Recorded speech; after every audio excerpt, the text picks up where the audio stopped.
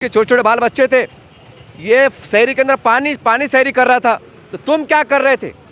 आज तो बता देंगे साहब, हमको फुर्सत नहीं है, सर खुजाने की फुर्सत नहीं है, ऐसी कैसी बात कर रहे, यहाँ तो हमको क्या मालूम, उन्होंने आके बोलना ना, हमको क्या मालूम, हमको टाइम नहीं है। नहीं, अल्लाह का हुक्म है 40 घर तक तुम पहुँचो, तुम पहुँचो, तुम अल्लाह के नौकर हो।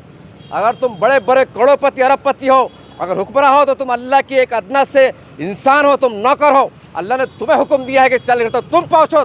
जन्नत की ज़रूरत तुमको है, जहन्नुम से बचना तुमको है। अपने सवाब, अपने नमाज, अपने रोज़ा, अपने हज को खूबसूरत दिलाना, ये तुमको ज़रूरत है, ये आदमी को नहीं है। याद रखो, कल ये बंदा अगर आखिर तुमको पकड़ ले, बहुत बुरा हाल होगा, कहीं नहीं रहेंगे। याद रखो, अभी भी वक्त है। अगर आपकी लापरवाही हुई तो इससे माफ़ी मांगो कि भाई हमें नहीं मालूम था, तुम तो परेशान हो। ये खामोशी में लो, 10,000 लो, 5,000 ले लो, माल भरो, साल भर का माल भर लो, वो माल बेच के अपना घर गृहस्थी में 2 वक्त रोटी चलाओ। ये बहुत बड़ा सदका है, सदका जारिया है। इस वक्त मैं महाराष्ट्र के तारीख शहर औरंगाबाद से बात कर रहा हूँ, और औरंगाबाद में ये संजय नगर बाजीपुरा का इलाका है। ये गंजे शहीदा कब्रस्तान के ठीक दीवार के पीछे ये एक माजूर शख्स, एक अपाहिज शख्स आपको दिखाई दे रहा है, और इनकी ये दुकान है। ज़रा करीब आ जाए आप, थोड़ा कैमरे में कहूँगा। देखिए, इस पर लिखा हुआ है पठान गॉगल सेंटर, यानी चश्मे की दुकान। ये माल बेचते हैं, और ये आप देख सकते हैं, ये बैग वगैरह और ये सीट कवर, जो 2 व्हीलर गाड़ी होती है उसका ये हुनर जानते हैं। ये वीडियो शुरू करने से पहले मैं उनसे थोड़ी कुछ बात किया था कि भाई आप कब से माजूर है, तो उन्होंने कहा था कि मेरे पीठ का एक गार्ड का ऑपरेशन हुआ था, उसके बाद ऑटोमेटिक मेरे पैर चले गए, और पैर जाके मेरे को 3-4 साल का टाइम हो रहा। पहले मैं अच्छा था, मतलब सेहतमंद था, मगर उसके बाद मैं माजूर हो गया। लेकिन घर में कब तक बैठूँ? तो जब मैंने इनसे ये पूछा कि आपके बाल बच्चे कितने, उन्होंने कहा 5 बेटियाँ 1 बेटा है।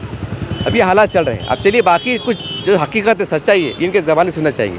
भैया हमारे चैनल में खैर मकदम है। भैया ये बोलिए कि ये आपका हादसा कैसे हुआ, कि तफसील बताइए इसकी। मेरे को जो है तो 3 साल से व्हील चेयर पर मैं, और जो है तो मेरे रीढ़ की हड्डी पे गांठ आ गई थी, उसका ऑपरेशन कराने के बाद मेरे पैर चले गए। अच्छा, तो वो हिसाब से फिर मैं ये बैठा, ये 5-6 महीने से मैं ये कारोबार कर रहा हूँ, मैं तो घर में बैठा हुआ था। तो फिर जब माजूर हो गए, तो फिर आपका घर खर्चा चला कैसा? घर खर्चा सब दोस्तों ने चलाए, मतलब मदद दी है लोगों ने, उन्होंने घर चलाया मेरा। शुक्रिया हमारे दोस्त लोगों का, उन्होंने मेरी हेल्प करे, और आज मेरे को यहाँ बिठाए ला के। अच्छा, ये बोलिए आपके परिवार में लोग कितने हैं? मेरे परिवार में जो है तो 5 बेटियाँ हैं, 1 बेटा है, और मैं है, मतलब बीवी हमारे घर तो 7 जने हैं हम। 7 जने। अच्छा, इस पर आपकी कितनी आमदनी हो जाती, घर खर्चा चल जाता है? मेरी आमदनी होती है रोज़ की 200-300 रुपये होती सर। अच्छा, बस उसके बाद में कभी कभी वो भी नहीं होती। वो भी नहीं होती वैसी आपका घर किराए का जाती है?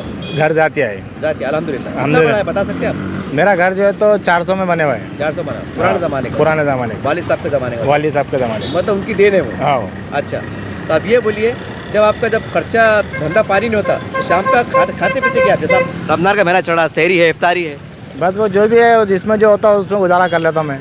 शहरी के इसके लिए कभी कभी पैसे भी नहीं रहते। तो फिर कैसी सहरी करते हैं आप? वैसे कर लेते हैं, बस पानी से रोज़ा रख के, वो रख के। अच्छा, ये बोलिए, आपके बच्चे, अब 5 बेटियां हैं, तो अब सबकी उम्र बताइए कितनी बड़ी? मेरे 2-3 बेटिया की शादी हुई है। हाँ। 2 बेटियाँ छोटे हैं। बेटा मेरा जो है तो 12 साल का छोकरा है। हाँ। बस, और कुछ भी नहीं। मतलब घर में 2 बेटियां 1 बेटा, वो स्कूल जाते हो? हाँ, स्कूल जाते हो। एक 7वीं में, एक 9वीं में। 9वीं में। बच्चा बेटा जो है तो 5वीं में। 5वीं में। तो अब सवाल ये है कि ऐसे हालात में रमज़ान का महीना चढ़ रहा है कि अगर आपको कुछ लोगों ने, क्योंकि अक्सर ये होता है कि हमारा एक इस्लामी निज़ाम है कि ज़कात का कुछ पैसा बोलो, इमदाद का बोलो, ऐसे लोगों को दिया जाए जो गैरतमंद है, जो गैर हुए, मेहनत करने वाले हैं। तो अगर आपको लोगों ने अगर खामोश तरीके से कुछ ज़कात का पैसा ला के दिए कि ये पैसा लो और कारोबार करो, तो क्या आप लेना कबूल करेंगे? चलेंगे ना, बिल्कुल चलेंगे। कारोबार के लिए सब चलेंगे। देखिए, इस तरह से ये हमारे भाई, इनका नाम है याकूब पठान, बोर्ड पे लिखा हुआ है। देखिए, मैं अब ज़्यादा क्या कहूँ, कैमरे को मेरी तरफ करें आप, थोड़ा करीब आके देखिए। रमज़ान का महीना चढ़ा है, और 15 के बाद लोग अपनी ज़कात निकालना शुरू कर देते हैं, सोने की, चांदी की, प्रॉपर्टी की, जो भी अल्लाह ने इसको जमाजा है। और हमारे पास निज़ाम चलता है कि मदरसों में दिल खोल के देते हैं, मस्जिदों में लगाते हैं, बहुत अच्छी बात है, कोई बदगुमानी नहीं है।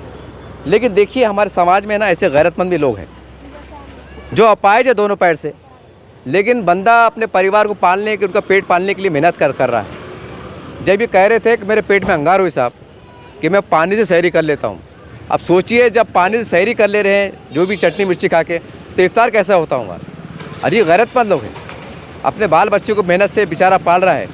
तमाम शहरियान औरंगाबाद से और तमाम बड़े बड़े ज़िम्मेदारान से मेरी अदबन गुजारिश है कि देखिए बंदा चश्मे का धंधा करता है कि ये सीट कवर का कारोबार करते हैं, तो इनको आप पैसे दो या माल दिला दो ताकि वो माल बिकते रहेगा तो कम से कम घर में भूखे मरने की नौबत नहीं आएगी।